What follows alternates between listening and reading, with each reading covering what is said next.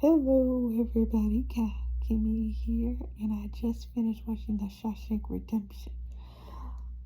Okay, all the actors in the movie are amazing. Like the actors, I loved all of them. Now, one actor I would say, got a bad performance. That stupid light. I hate it when it does that. Not one bad performer. And then the movie so far. Like at first, I was just like, oh, so it's about a bunch of guys they're in prison and like it's just about them living their lives. I was right about the fact that I was like, okay, so the main characters, like the two main guys, Andy and man, I forgot what Morgan Freeman's name was. Red. I don't know how I almost forgot it because I just heard it. Like I just finished the movie. There is no way I can be forgetting his name already. Anyway, it was really good. Y'all don't need me to tell you that because many of y'all people who are watching this review, y'all only watching it because y'all like, this new YouTuber and there's this new YouTuber. Did she like it? Did she hate it? What about it? Many of y'all are probably people who already watched the movie or y'all thinking about watching the movie. Like y'all thinking about it. Let me just tell you, this movie is a straight out 10 out of 10. You've got to watch this movie. You've got to watch it. It is amazing. Like the actors put out brilliant performances. They do not harbor the fact that like when you go to jail, there is no fair play. There is cruelty. There is some hard stuff. Plus, it doesn't help that this thing is like in the I think it's like in the 1940s or so, or I think it was like 1930s to like the 1940s or so. It could be going beyond that too, because it's not even just a readaptation of the Shawshank Redemption by Stephen King. It also said something like I forgot what her name was. There was a woman. I remember it said the story of like a woman, and I think that might be Andy's. And I think that might be like part of Andy's story. I forgot what it was called. Man, I should have wrote it down. I forgot what it was called. Dang nabbit, now I'm gonna have to look it up. Oh well, it doesn't matter anyway. It doesn't matter. Nah, I gotta look it up. Give me a sec. I gotta look it up. Because now I'm gonna be annoyed if I don't figure out what the heck this woman's name was. But let me just tell you more about the movie. I love the fact that Andy, he was so bold. He actually just kept talking against, he actually was able to get advances. He kept pushing and pushing, even though everybody was like, dude, forget it. We've been here for years. Nothing has ever changed. Like at first, when he was trying to get the library, they kept saying, dude, forget it. All we have is used books. That is all we are ever gonna have. We will never be able to. Oh, okay, I finally found it. The other story that it was also based around, besides the Shawshank Redemption, was also Rita Hayworth. It's a novella. I have no idea what the heck Rita Hayworth.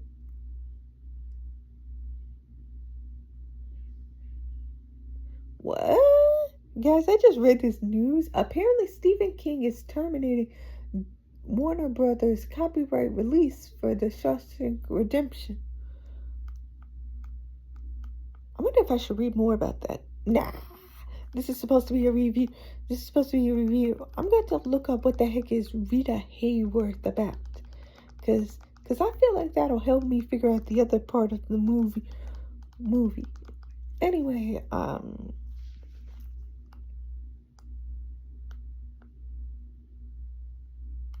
I think I meant the story. Not the actress. Wait, does the actress name Rita Hayworth? That doesn't make any sense. It's a story about her? Is that what it means? Because I am frankly confused. What? What is then what do you mean it's based on a story? Like, what does that mean exactly?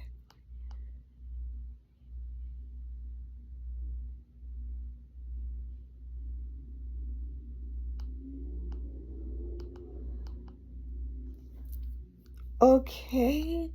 Okay, I'm confused. Did I put in the wrong story? Because I swear, this is weird. It said further. And I just looked up Rita Hayworth. Unless I put in the name wrong. I swear I didn't put in the name wrong. I just put it like Rita Hayworth. I spelled it exactly right. But it's showing me an actress. Which doesn't make any sense. This is a prison movie. So what does an actress have to do with this movie? And from what I've read so far, her being her being around this don't make no sense. Like what are you talking about? Is there a story of hers that is there a story of hers that I'm missing or something? Because I don't get what her and I don't know how her story fits in with the Shawshank Redemption. What, did her husband betray her and like that's the part that they included in the story?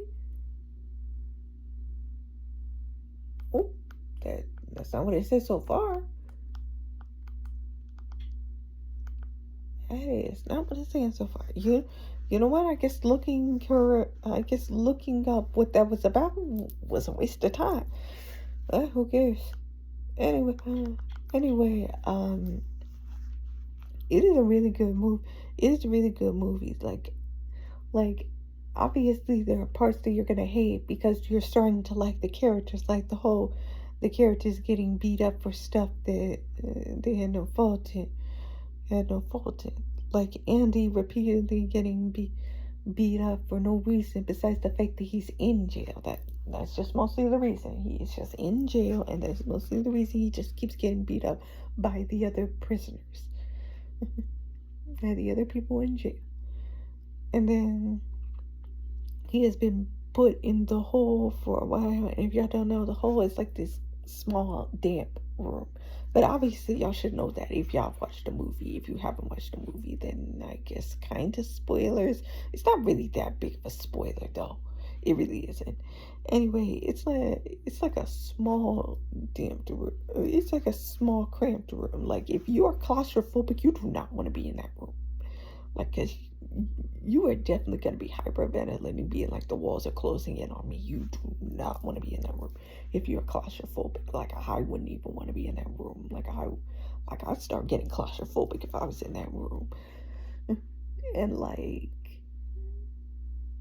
they kept describing it. It was like, okay, this is spoilers too, but also they kept describing that that when you stay in there for a week, it feels like a year because when it comes around to prison, they always be moving fast.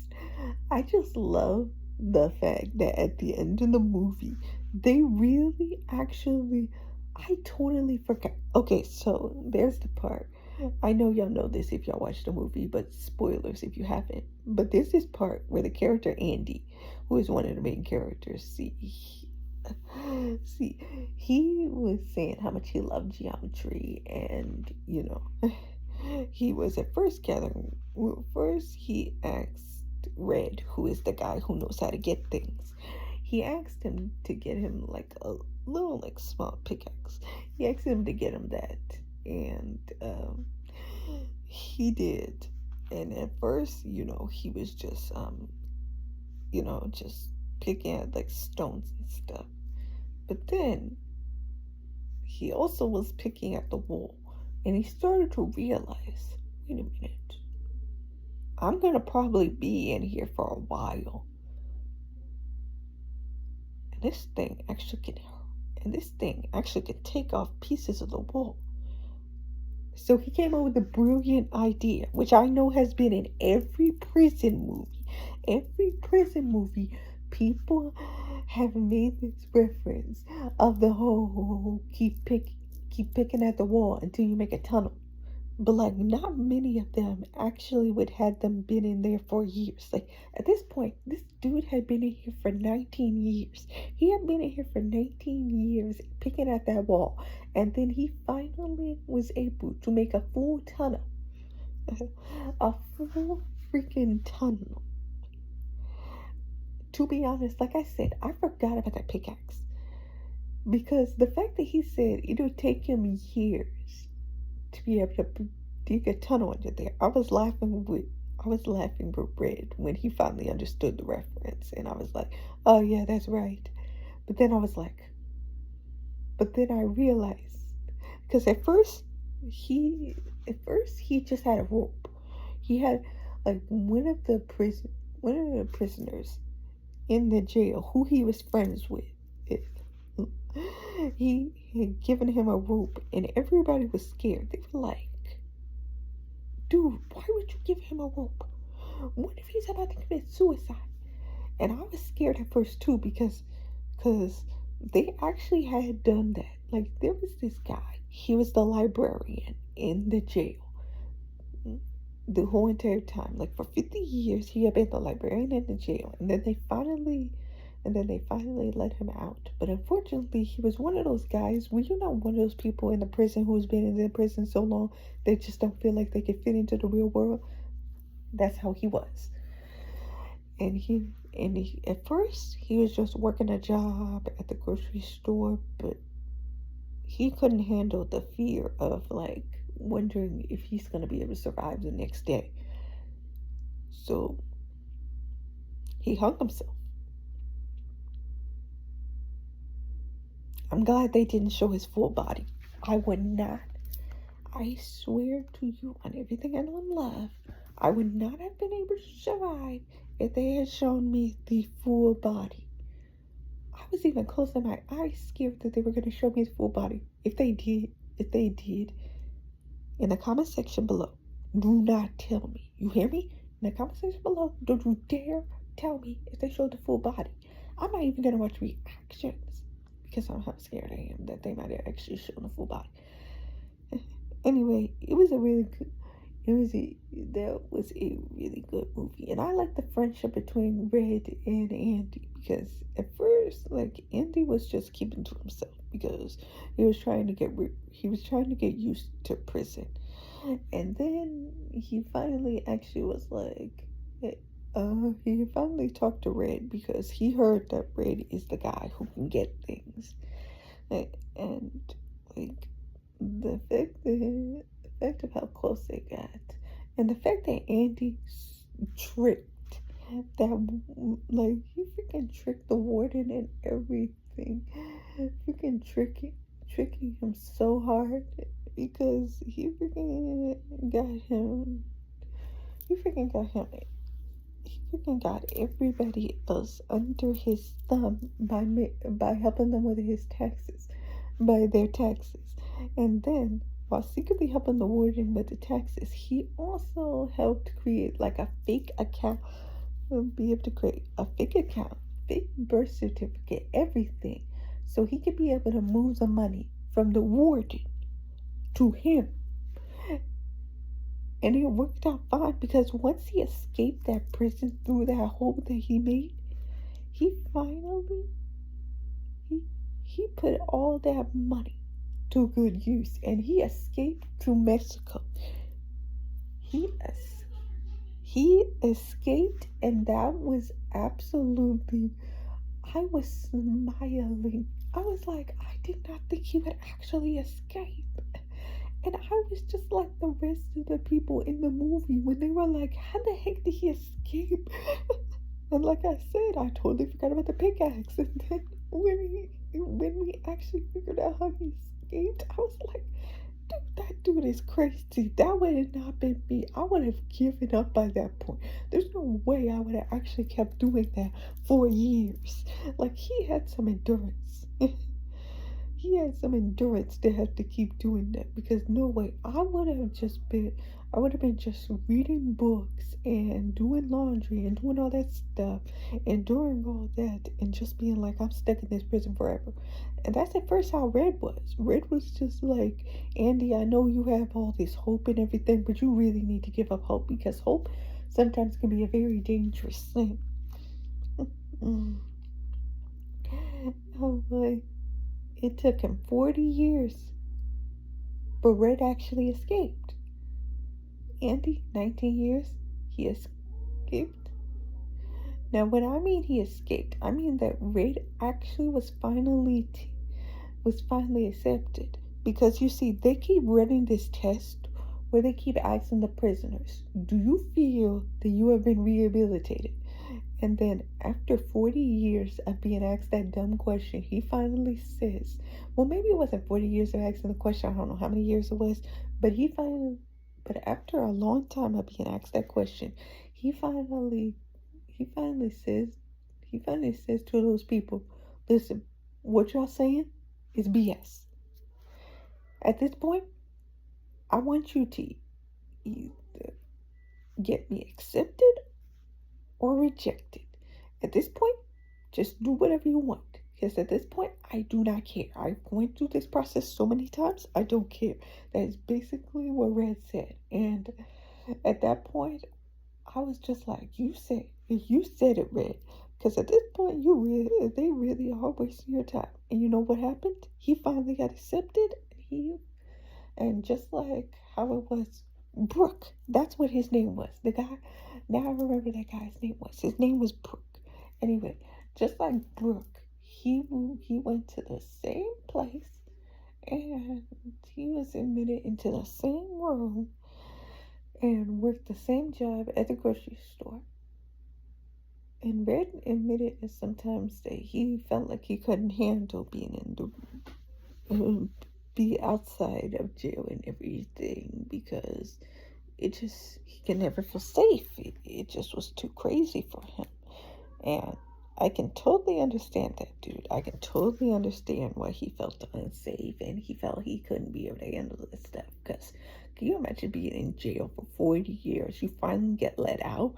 Like, you don't know nothing. Like, where would you even know where to start, really? But the good news is Red had Andy, and he still remembered what Andy had said. Because Andy had talked about this place that he proposed to his wife at, and there he left something. You know what that was? Some 50s and a note. Now, granted, the note was left after he had already had escaped from, jail. And anyway, I was so I was just so happy to see him finally have gotten out of that town where he wasn't feeling safe, and he reunited with Andy. It was just such a perfect way to end the movie. Like, that was just a perfect way to end the movie. Because after Andy had escaped, Red even admitted, I actually miss my friend. Oh, another thing that I really appreciate that they showed in the movie was Andy actually got busy. Not only did he help make a brand new library, but he also helped many prisoners in their education. Because of how well read he was, he even tested some people's education. He even helped many of them who hadn't probably even finished like college or anything. He actually helped them all through their stuff. There was this one prisoner who here's how I would describe him. I straight up say that he looks like he just came from the movie Grease. He looks like he just came from the movie Grease. He almost even talks like the people from Grease. Like, that's just how I would describe him. He was just a regular crook, always like breaking and entering, stealing stuff, all that stuff. Andy told him straight up, you're not really a good thief if you keep getting caught like this. Why don't you try, using that brain for something useful? And then the guy, who has like a full-on wife and daughter and everything, he was like, you know what? I'll actually listen to you. And you know what? At first he was actually listening to Andy, getting some educational tips from him and everything. And I actually felt kind of happy for him, but I was like, this ain't gonna end well. There's no way that this is gonna end well. At first, it seemed well because he had passed the test that Andy had given him, and Andy sent out a letter of the test, sent out the test, and then the Board of Education had sent a letter to that guy.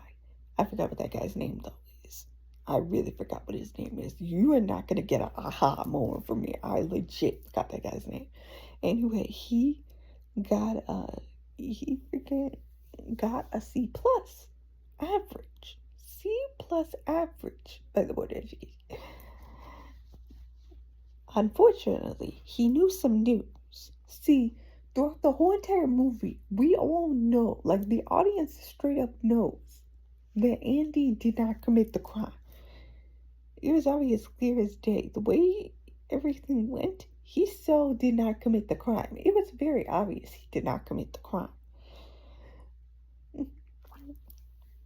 And then this guy comes in, and after he heard Andy's story, he was like, dude, in the jail cell I used to be in, there was this guy. He was always chatty, never shut up. He was like a madman. Like nobody messed with him. And then finally one day, I finally asked him, who the heck did you kill? Like, who did you kill to get in here? And then he bragged about working at this country club. And he actually, I think it was more of I call it a country club at this point because, like, whenever it's with golf or something, basically a country club. Anyway, he worked at this club, he told, and he basically was trying to steal. He was trying to steal money from rich people, obviously. And then after that, he went into one of the rich people's houses, which was the guy that Andy's wife was having an affair with. And he killed both the guy that Andy's wife was having an affair with and Andy's wife. And you see, since Andy at that moment, he was drinking and he had a gun. And since the gun has his fingerprints on them, they assume immediately that it obviously was Andy. Because the other guy who actually did it, apparently he must have wiped off his fingerprints, and he did, or they never even checked his fingerprints. I am straight up theorizing they never checked his fingerprints, because they never mention it in the whole entire movie. All I'm saying is, you guys must be idiots if y'all didn't even at least check his fingerprints. And throughout the whole entire movie, in the first part, they're talking about how it's very obvious that Andy must be the culprit because of everything else that he said. He was drunk, he was mad, he had the gun in the first place. But Andy insists, no, I sobered up. And then I left and threw the gun into the river, which makes me think, if he threw the gun into the river, how the heck did that other guy get it? Unless he had a gun of his own.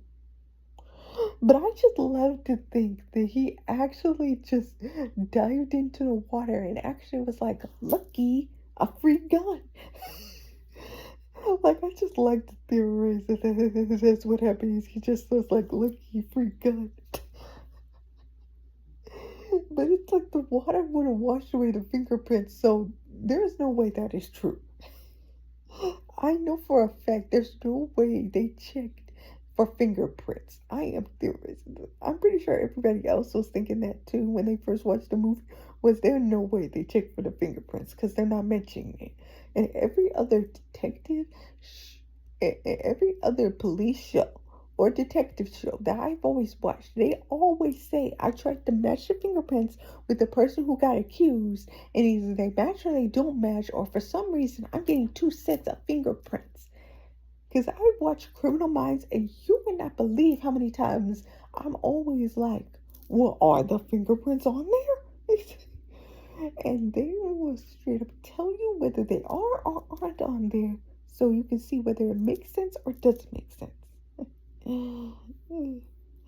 Anyway, yeah. Anyway, obviously, since this guy knew about who actually killed Andy's wife and the person that Andy's wife is having an affair with, he obviously got shot. And the warden tried to gaslight him. No, not the warden, but one of the guards. I think one of the guards, or I don't know, it was some other person. I don't know who it was, but this guy that Andy told the story to tried to gaslight Andy by saying that his friend obviously is obsessed with him and made up this story so Andy will like him more. And I'm like, oh no. You are not about to gaslight Andy. You are not about to gaslight Andy. Andy finally has somebody who knows the truth about what happened. And when everybody else in the jail heard about this, because news spreads wide in a jail like this, but once people actually read about what actually happened, they were like, wait, Andy's innocent? Like, really innocent? They're like, wow. Wow. It was crazy. It was so crazy.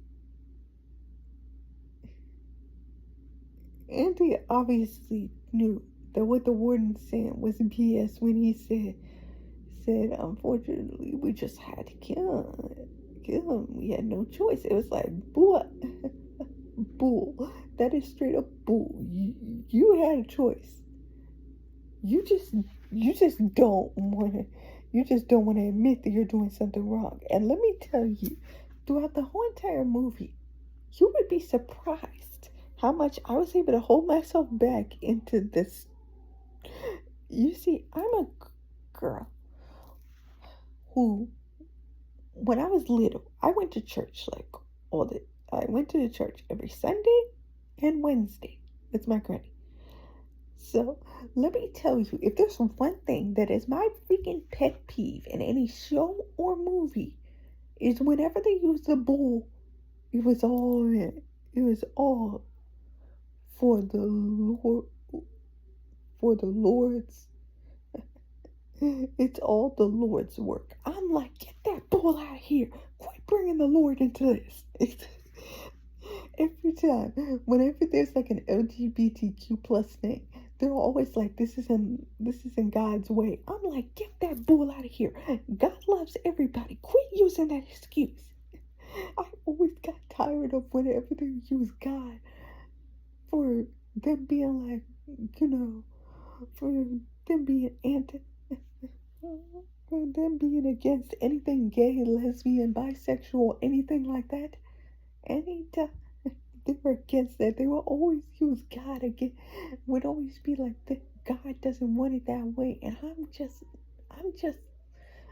nearly about to go insane how many times I'm going to argue that is not how God works. And that's the same way in this movie. That's the same way in this movie. They keep saying that God wants all of them to be beat up like this, nearly to death and everything. And then putting them into solitude and everything. This is God's way. I bet that guy, the warden, here's what happened. After Andy left, Andy took all the money. He posted what happened in the jail. That an actual prisoner got killed in that jail. the guard who did it, he got taken away. And then the warden was about to be next, but the warden grabbed a gun from his quarters, and he was, well, not quarters. I don't know why I said quarters, like we're on a ship or something. I mean, he grabbed his gun from his desk drawer. He was like, not today, not today. He loaded that gun, and he was like, straight up, shot himself right here. He just shot himself right there. And he was dead. He was dead. Goodbye, him. Now, don't be fooled if y'all think, oh, then it must have been easy after those two got taken. One of them killed himself and the other one got taken away. Nope, no, prison is still prison. That's how it is. End of the story. Anyway, yeah. Like I said, this is a 10 out of 10 movie. Like, the moments are really good. Like, they are so much fun. Like, when you expect it to go in one direction and the movie goes into the another direction, it just be so great. Like, and the actors really make this movie. The actors really made the movie. Like, throughout the whole entire movie, I'm just loving each actor that comes into viewpoint, and the character that they play is just good. Now, I'm gonna sound obviously like a broken record because I know many people who review the Shawshank Redemption, one thing they always say is that they love Morgan Freeman's performance as Red. And I can't help it, I do too. I love Morgan Freeman as an actor and a voice actor because, y'all have heard him narrate. Also, let me tell you, here's something that I found so funny when I was watching the movie. I was cracking up the whole entire time because there were two times. See, I'm a big fan of Phineas and Ferb, and I didn't realize how many times Phineas and Ferb, they made references to the Shawshank Redemption in this one episode. I think it was called Mindshare. Yeah, I think it was called Mindshare.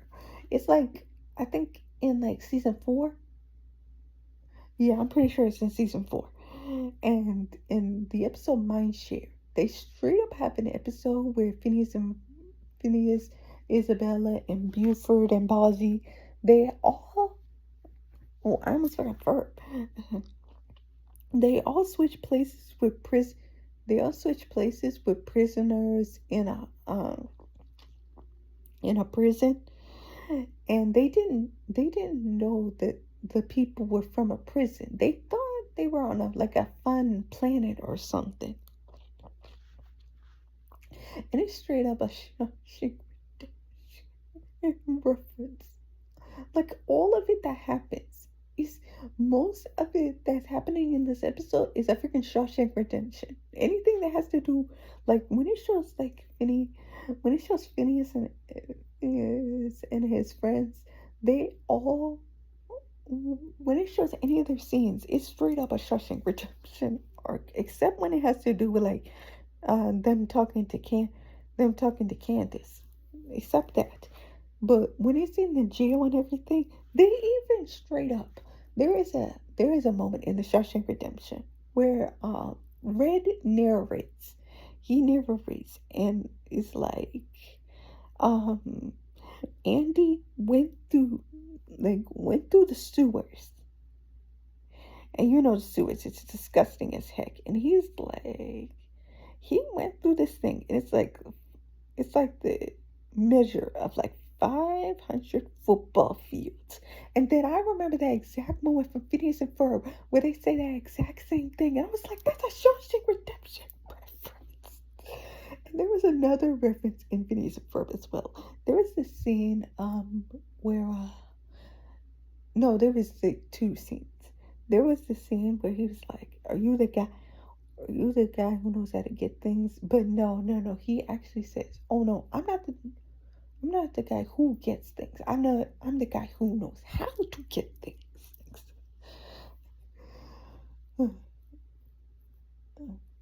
And I do love the moment in Phineas and Ferb where they actually ignore the narrator, and it's like, Yeah, we're gonna just stop listening.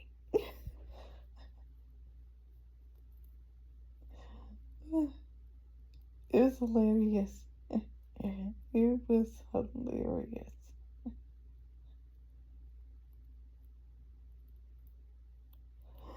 It was. I just really loved it.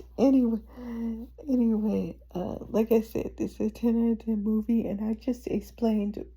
I wasted like 35 minutes explaining why I love this movie. So if that doesn't prove that I really like this movie, I don't know what does, because I never go on this long about movies. I just feel like it's either like something something out of 5 or out of 10, and then that's it. I explain some characters I like and stuff like that, but no, I even mentioned references. So y'all know that I really like this movie because, like I said, most of my reviews are never this long. Unless I'm really passionate about the movie that I watched, they're never this long. So I hope y'all have a good day. I mean, I said good day. Have a good night. Bye.